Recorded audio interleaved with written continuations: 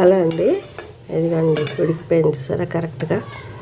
నాకు ఇదివరకు అయితే తెలియదు, నేను ఎంతసేపు ఎక్కువ టైం పడుతుంది చాలామంది అనేవాళ్ళు చాలా టైం పడుతుందని.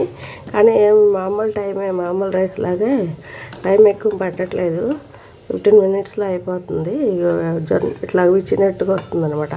అయితే ఇది చల్లారింది అనుకో పొడి పొడిగా ఉప్మాలాగా ఉంటుంది. తాలింపు కూడా ఇట్లా విడిగా అన్నంతో తినలేని వాళ్ళు ఉప్మాలాగా చేసుకొని కూడా తినవచ్చు.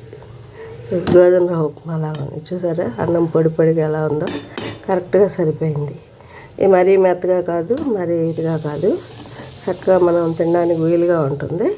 అదే కొద్దిగా చిన్నపిల్లలు అయితే వాళ్ళు కొద్దిగా పలుగ్గా కొడుతుంది, కానీ వాళ్ళకి షుగర్లు రాకూడదు అనుకోండి. అది ఇట్లాగా కరెక్ట్గా సరిపోతుంది, ఇంకా ముద్దగా ఏం చేయక్కర్లేదు. ఇదే అండి బ్రౌన్ రైస్.